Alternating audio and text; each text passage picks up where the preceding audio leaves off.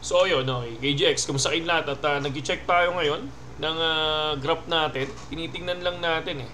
So possible 89,590, 8,600,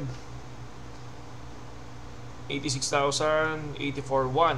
So ito yung mga inaaral muna natin mga lods, no? Bago tayo mag-trade position.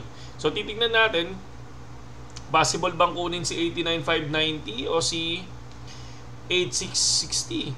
So 86,000.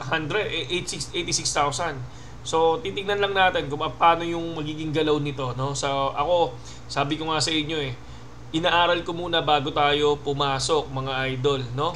So ito yung sa BTC natin. Okay? And then tinitingnan ko yung galaw ng Dogecoin, no? Tinitingnan natin yung galaw ng Dogecoin. Actually nadidemonyo ako, parang gusto kong bumili ng tinitingnan ko yung galaw ng Dogecoin. Pareha sila ni Bitcoin.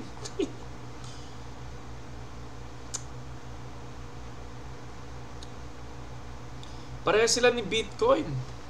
Sumasabay si Dogecoin kay Bitcoin, ha. Talagang hindi nito ah.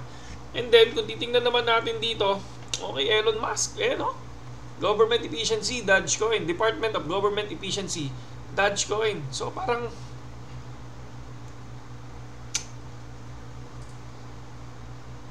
naguguluhan ako. Ang ganda kumbaga na-hype ang Dogecoin mga lods, no? Elon Musk says all actions of Department of Government Efficiency Doge will be posted online for maximum di ba? Anong pwedeng mangyari sa Dogecoin? So nagpa-positive na naman, nag-hammer si Dogecoin. So anong tingin niyo dito mga lods, no? So ako, isa siya sa tinitingnan ko, ayokong bumili ng token pero gusto ko mag-long position. Yun yung gusto ko lang dito mga lods, no? So titingnan lang muna natin. Easy lang kasi medyo nakakatakot na to eh. No? So naka-parabolic siya pero possible 12 hours time frame. Okay pa naman. So possible pwede pang lumipad.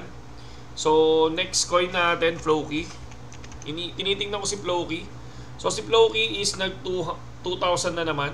So kung titingnan natin sa 12 hours time frame niya, lumipad to dito sa area na to. Kailan to? June 2024 nang lumipad siya. So dito sa area na to, okay pa siya, pero dito naka-break na siya.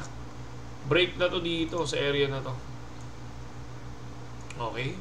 So possible, pwede siyang sumabay kay BTC. So ito, November 24. Ano ba ngayon? Ay sorry, November 24. November 4 to 11. Lumipad siya.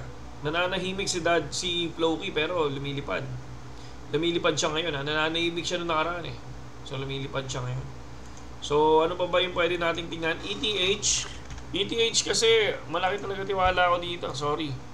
ETH. So tinitingnan lang natin. ETH 3166. So ang laki ng dinrap nyo. Tingnan nyo, kita nyo yung support natin Di ba? Fake out Ito yung sinasabi ko, di ba, hanggang dito. So kita nyo, kinuha niya hanggang 3,440 pero fake out. Biglang naglag siya. Hindi naman sa laglag pero fake out. So possible, kailangan niyang burahin to. Kailangan niya ulit makuha si 3,352. Yun yung tingin ko lang Yun yung tingin natin mga lods, no? So medyo, etong tatlong yan yung tinitingnan natin ngayon. And syempre, Ron token. So nag-iisip ako kung ano yung bibilit. Okay, Ron token 1.466. Medyo bumababa si Ron token. Tingnan natin. Ayan medyo bumababa din siya. So tingnan natin kung anong possible na mangyari dito. 1.72. Bumaba din siya ng 1.2. Nalaglag to ng 1.2 tapos biglang lumipad.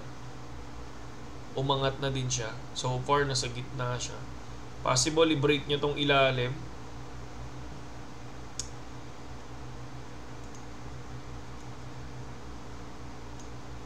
Possible ba to?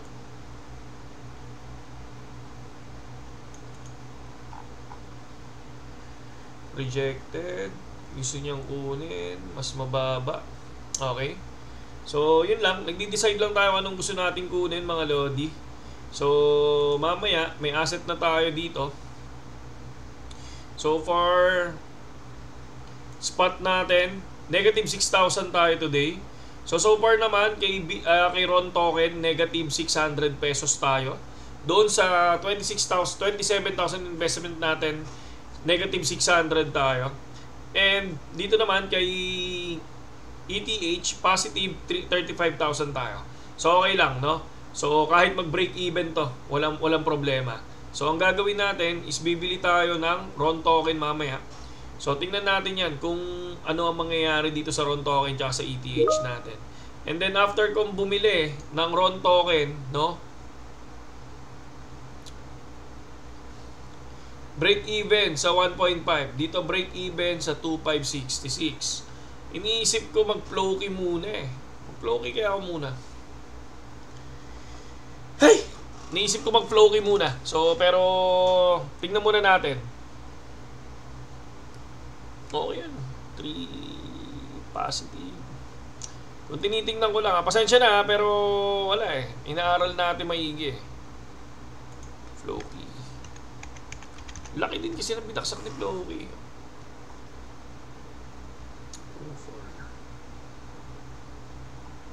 Possible to.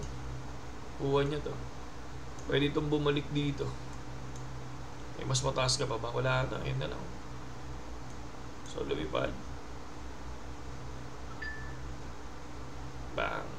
Bang. 35. Bang. Dito sa area na to.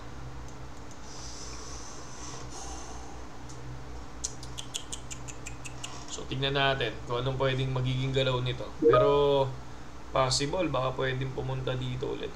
34. 00034. 20.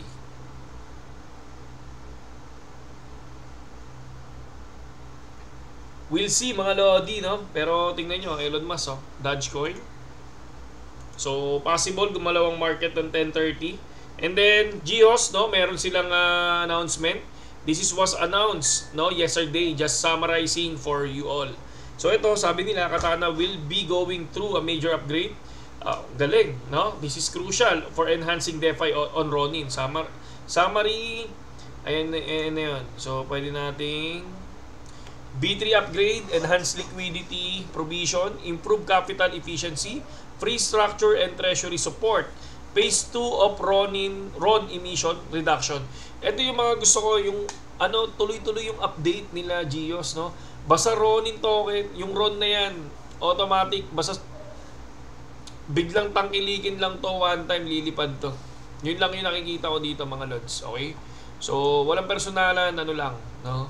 Sarili-sarili tayong paniniwala at huwag na kayo magalit, okay? So, Elon Musk, kung titingnan natin, no? Tingnan nyo naman, no? Mala-Trump talaga si paring Elon Musk. So parang may pupuntahan talaga tong Dogecoin, mga Lodi. Parang may pupuntahan ng Dogecoin, no? Parang may pupuntahan si paring Dogecoin. So pero na to, medyo na ako dito. Medyo titingnan ko muna to. Tingnan ko muna yung galaw nila. No, hindi naman sa nakakatakot pero medyo lang tayo. Nag-iingat lang tayo mga Lodi. Okay? So, yun lang sa ngayon, KGX, at ipapost na lang natin kung ano yung mga possible na bibilin natin na token. Kasi kahit pa paano gusto kong mag-hold. So, kung titingnan naman natin, si Floki, tingnan nyo. Tangina kasi dati, hinold ko din to nun eh. Bakit? Tangina, naka-hold ako dito ng napakaliit lang. Sobrang liit lang ng hold ko dito. Ngayon, ang taas, oh. Biglang lumipad pala yan. So, sige, okay lang.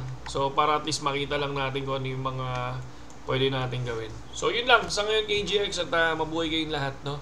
Nagtitingin-tingin lang tayo ng token. Okay? Para lang, tingnan natin kung ano yung pwedeng mangyari. Saludo.